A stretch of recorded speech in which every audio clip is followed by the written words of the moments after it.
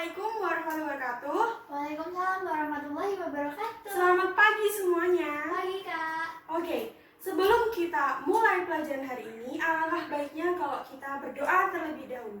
Berdoa menurut kepercayaan dan agama masing-masing dimulai. Berdoa selesai. Jadi adik-adik, hari ini kita akan belajar materi kimia dengan judul ikatan kimia. Sebelum kita masuk lebih jauh lagi mengenai ikatan kimia itu seperti apa, kemudian jenisnya ada berapa, terus senyawa-senyawa yang memiliki ikatan-ikatan tersebut tuh contohnya senyawa apa saja.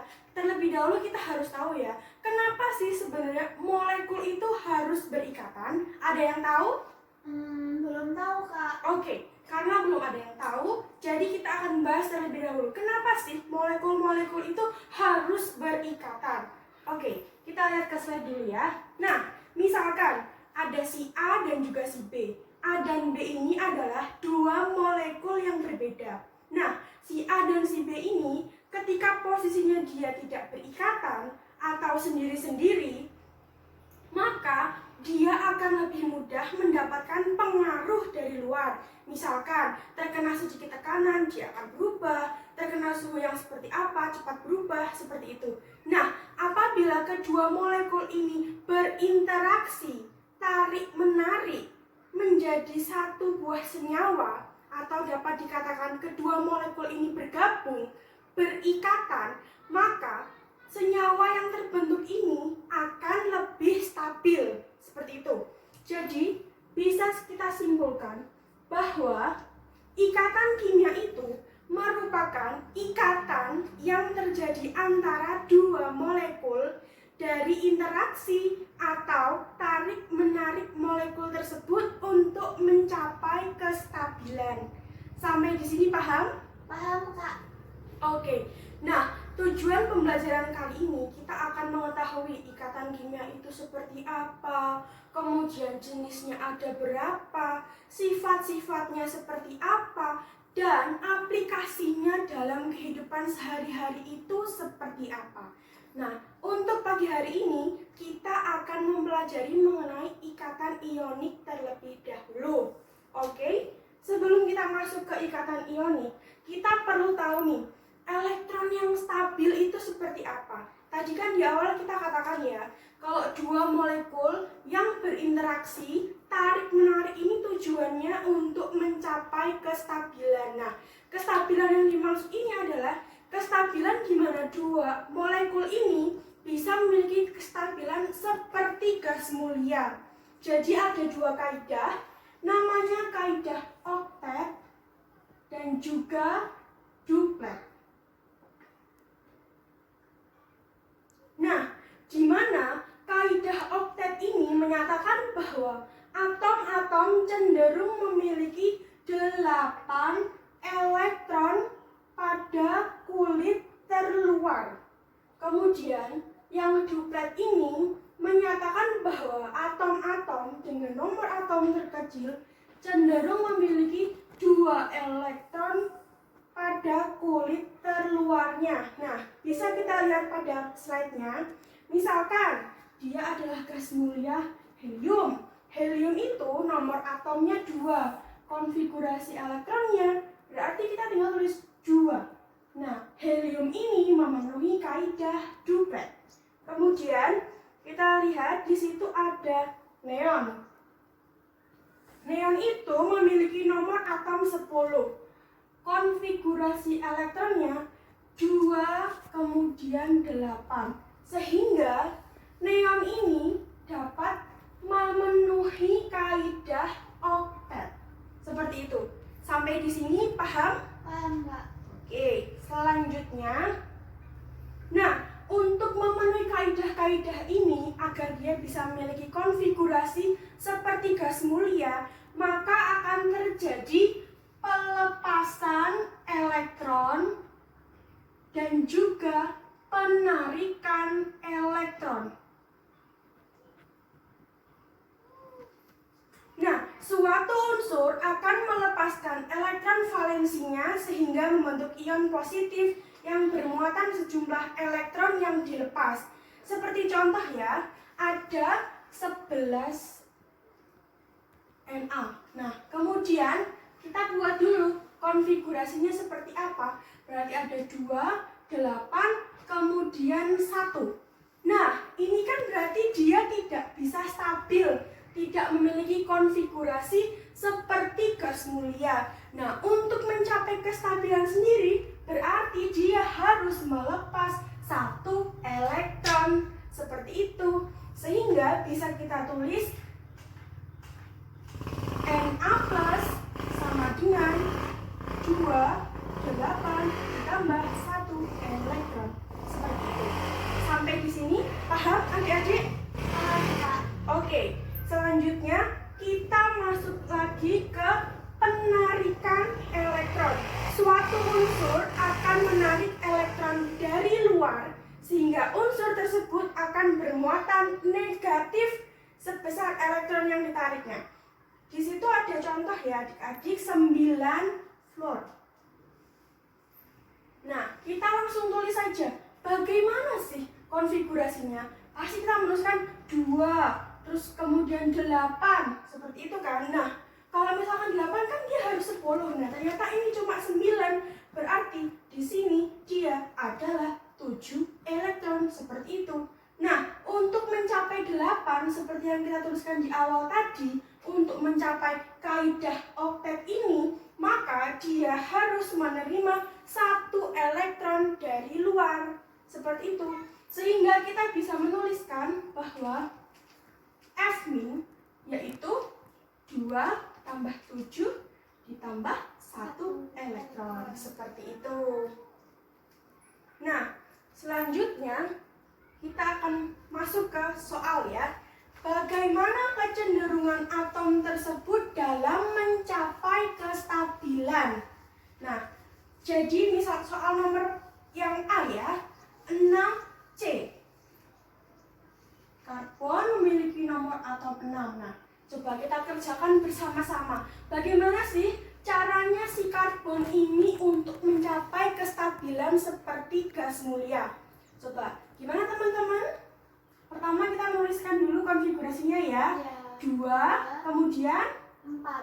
kemudian 4. Nah, kalau dia 2 dan 4, berarti kan dia tidak memenuhi kaidah oktet ya. Kan kita ingat lagi bahwa oktet itu dia memiliki 8 elektron pada kulit terluarnya.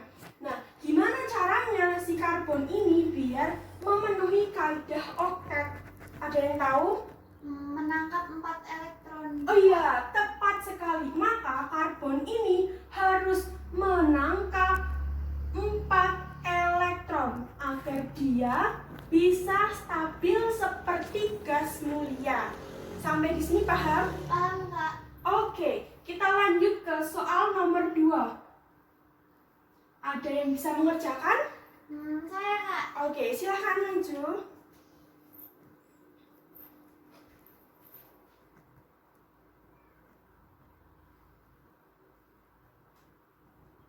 Jadinya melepas 2 elektron, Kak. Iya, tepat sekali. Melepas 2 elektron.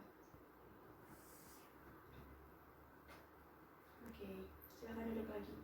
Jadi teman-teman, menurut hasil pekerjaan teman kalian, gimana sih cara Ca ini untuk mencapai kestabilan seperti gas mulia?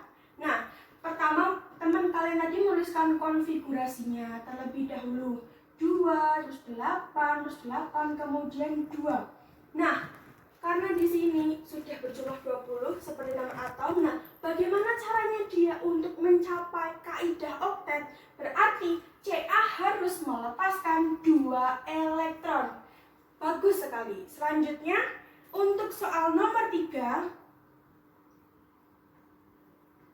siapa lagi yang mau maju? Saya, Kak. Ya, silakan B.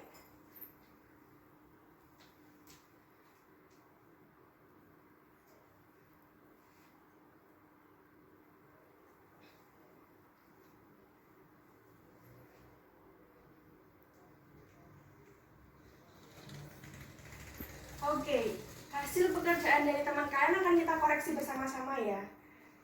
Al dengan nomor atom 13 memiliki konfigurasi elektron 2, 8, kemudian 3. Nah, cara AL untuk mencapai kestabilan seperti gas mulia, yaitu dengan melepas 3 elektron. Sampai di sini untuk kestabilan elektron sudah paham adik-adik? Paham, Kak. Oke, kita akan lanjut ke selanjutnya lagi.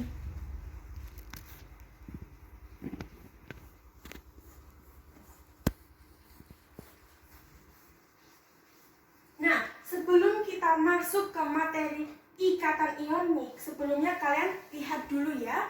Saya sudah menyiapkan video untuk kalian.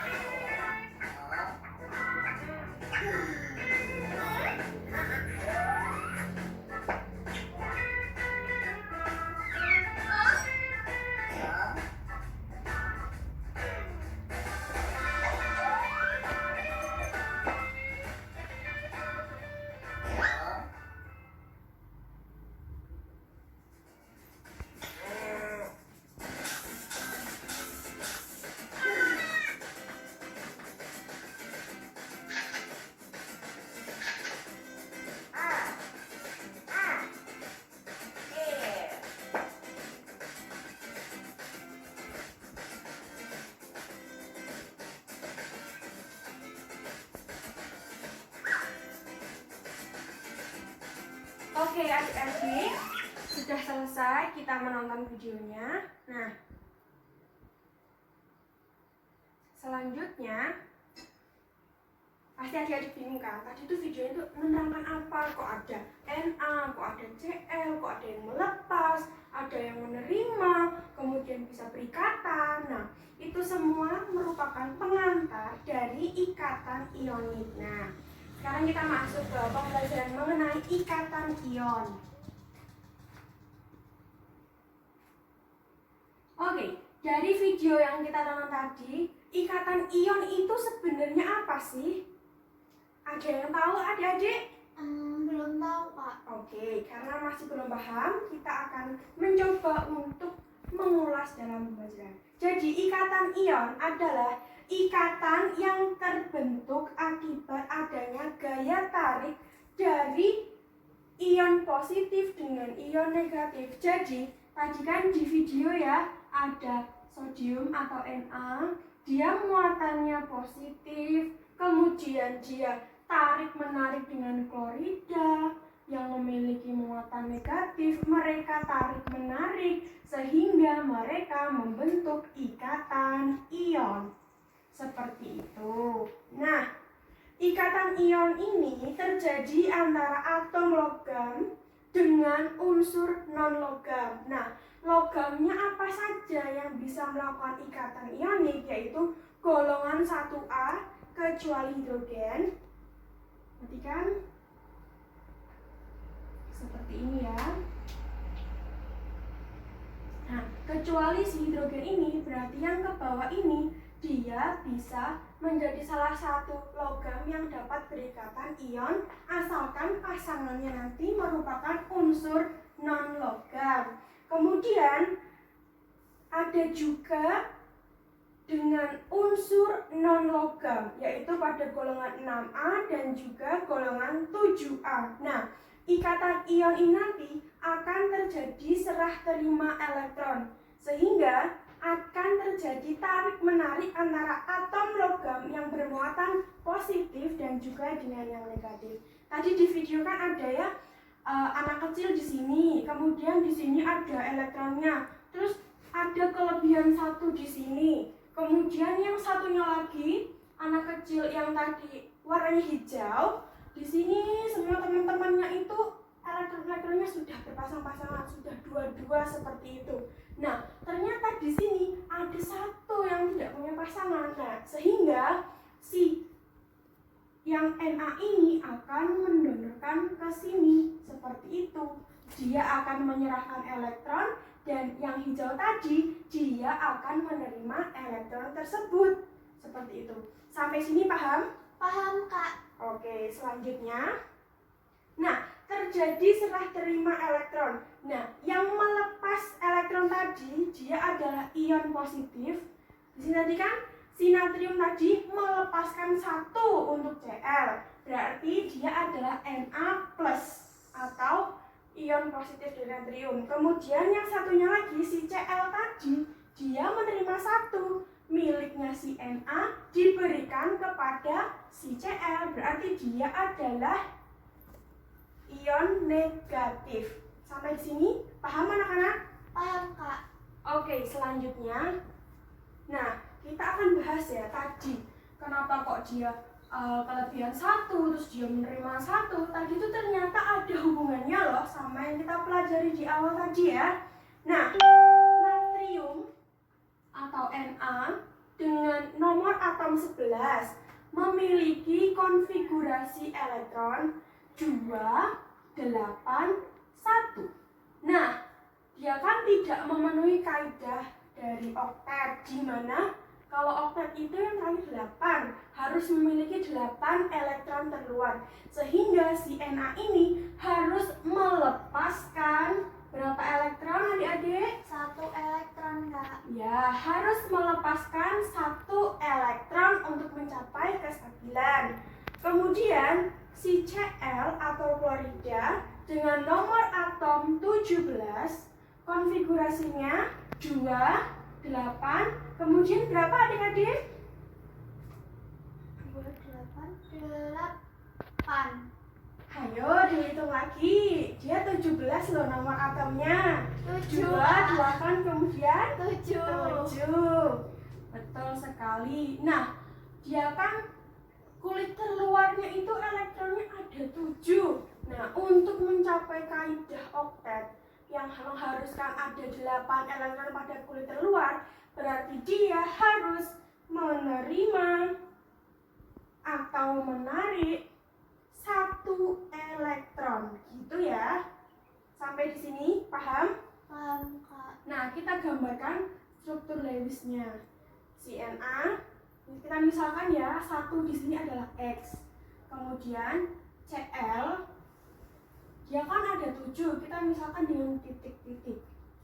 1, 2, 3, 4, 5, 6, 7. Nah, kurang lebih seperti ini, maka ini akan terjadi peristiwa serah terima elektron di mana si Na tadi mendonorkan 1 ke Cl, jadinya dia Na+, kemudian Cl-nya dia menerima 1 dari Na, berarti Cl nih. Sehingga di sini terjadi suatu ikatan yang disebut ikatan ionik. Sampai di sini adik-adik paham? Paham, Kak. Ya, tepat. Bagus sekali. Sekarang kita lanjut ke contoh yang berikutnya.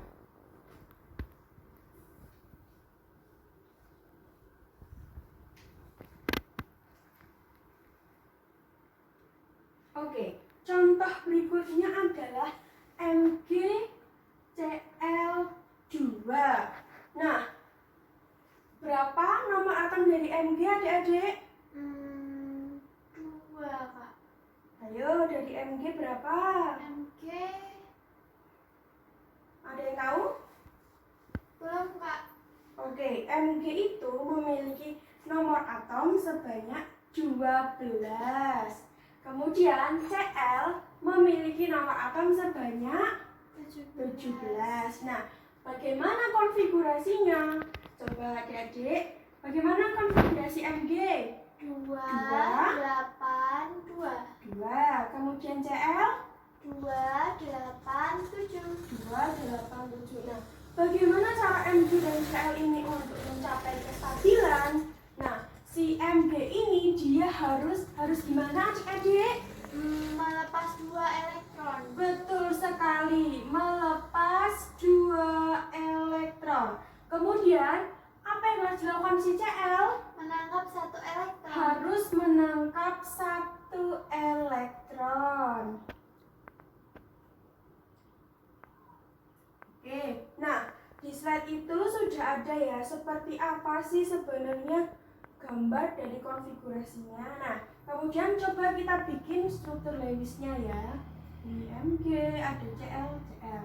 Nah, si Cl coba kita misalkan dengan titik-titik lagi seperti tadi. 1, 2, 3, 4, 5, 6, 7. 1, 2, 3, 4, 5, 7. Mg ada 2. Oke. Nah, jadi di sini adalah ikatan ioniknya. Sampai di sini teman-teman paham gimana sih letaknya si ikatan ionik itu? Paham, Kak. Oke.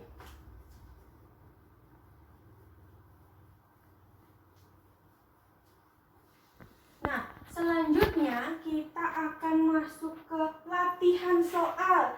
Tuliskan ikatan ion yang terjadi pada senyawa CaCl2.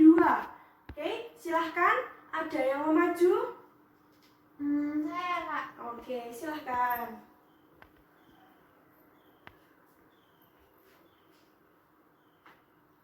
Nomor atom Ca berapa, Kak? Nomor Tahu. atom Ca itu adalah 20. 20 Ca. Kemudian 2, 8, 2.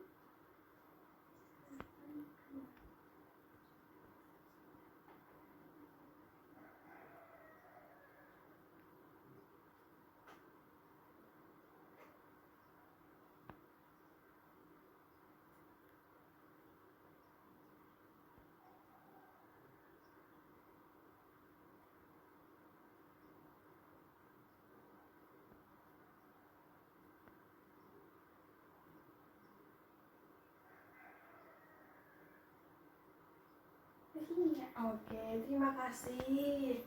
Jadi teman-teman coba kita koreksi bersama pekerjaan dari teman kalian. Senyawanya adalah CaCl2, di mana Ca itu memiliki nomor atom 20 dengan konfigurasi 2, 8, 8, dan 2. Kemudian si Cl-nya ini dengan nomor atom 17 memiliki konfigurasi 2, 8, kemudian 7. Nah, untuk mencapai kestabilan, si Ca ini melepaskan 2. Kemudian si Cl, dia akan menangkap 1. Nah, kita lihat pada struktur Lewisnya. Ca dengan elektron valensi 2, kemudian Cl-nya 7, berikatan, membentuk di sini adalah ikatan ionik. Jadi sudah benar pekerjaan dari teman kalian. Oke, selanjutnya masih ada satu senyawa lagi, yaitu MgO. Kira-kira siapa ini yang mau maju? Saya Kak. Oke, silahkan maju.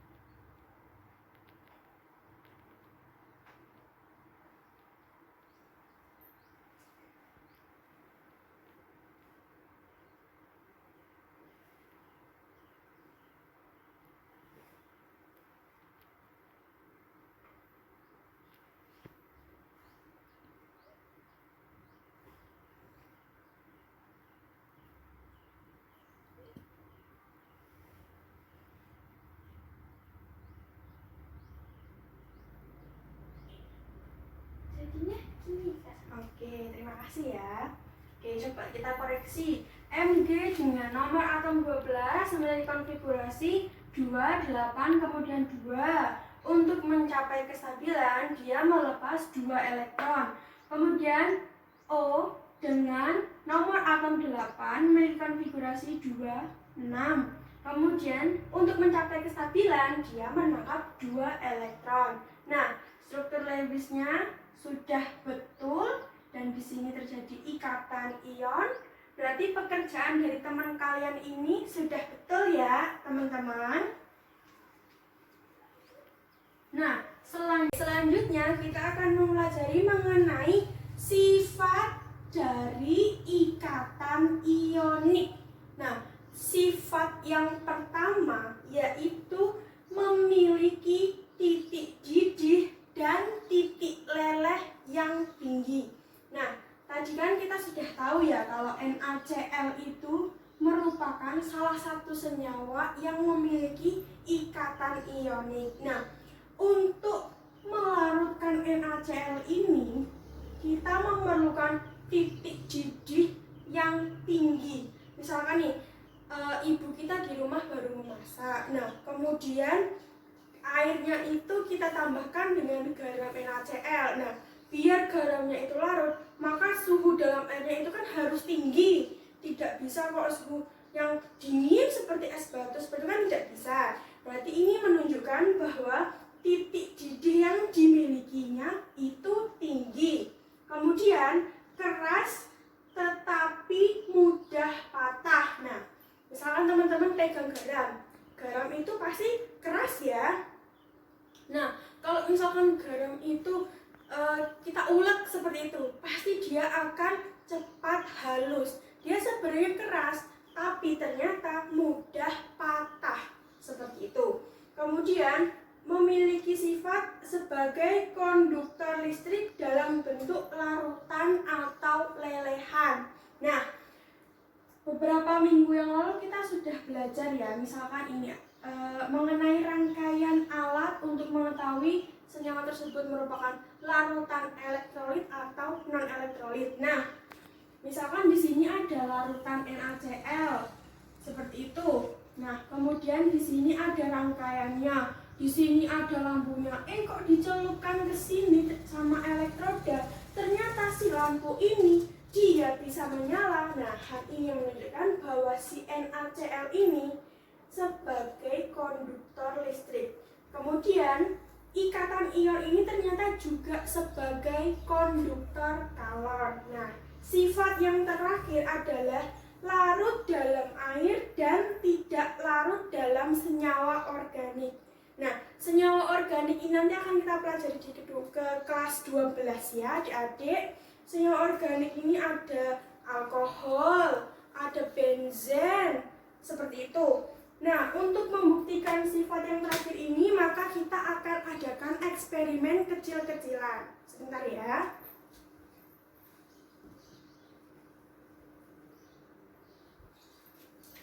Oke, di tangan saya ini yang sebelah kanan, ini adalah air yang sudah diisi dengan garam. Kemudian sebelah kiri ini adalah alkohol yang sudah ada garamnya. Oke, salah satu silahkan maju untuk membantu saya. Oke, ini. Kemudian satunya ini. Nah, setelah dia diaduk seperti ini, si airnya dengan garam tadi, kemudian di sini alkohol dengan garam tadi, hasilnya bisa kita lihat bahwa yang isinya air ini, garamnya berkurang teman-teman. Si garamnya ini ternyata mengeruhkan si air, menandakan bahwa garam tersebut mulai larut dalam air tersebut. Nah, sedangkan alkohol yang di dalamnya ada garam ternyata tidak terjadi perubahan apapun. Garamnya ini tetap di sini, jumlahnya tetap banyak. Nah, hal ini menunjukkan, terima kasih ya, menunjukkan bahwa larut dalam air ini adalah sifat dari ikatan ion dan tidak larut dalam senyawa organik merupakan sifatnya juga. Nah, selanjutnya kita akan mengakhiri pembelajaran pada hari ini. Sebelum kita akhiri, kita sedikit review dulu ya. Apa aja sih yang udah kita pelajari pada hari ini? Coba teman-teman, apa aja sih yang udah kita pelajari? Kita tadi pelajari apa aja coba? Pengertian ikatan ion, Kak. Pengertian ikatan ion. Ikatan ion tadi yang seperti apa? Serah terima elektron, masih ingat? Masih, Kak. Nah, jadi ikatan ion tadi yang terjadi serah terima elektron. Pokoknya kalau ada yang memberi, terus ada yang menerima, oh dia adalah ikatan ion. Kemudian kita tadi belajar apa lagi? Kestabilan unsur-unsur. Oke, kestabilan. Bagaimana cara untuk mencapai kestabilan? Ada dua kaidah. Kaidah apa aja tadi? Oktat dan duplet, Kak. Oktet dan duplet. Oktet tadi yang seperti apa? Yang memiliki elektron valensi 8. Oke, memiliki elektron 8 pada kulit terluarnya. Kemudian si duplet bagaimana? Memiliki elektron di kulit terluarnya 2, Kak. Oke, betul sekali. Kita tadi belajar ikatan ion tadi pengertiannya apa, kestabilan itu seperti apa. Kemudian apalagi yang kita pelajari pada pagi hari ini?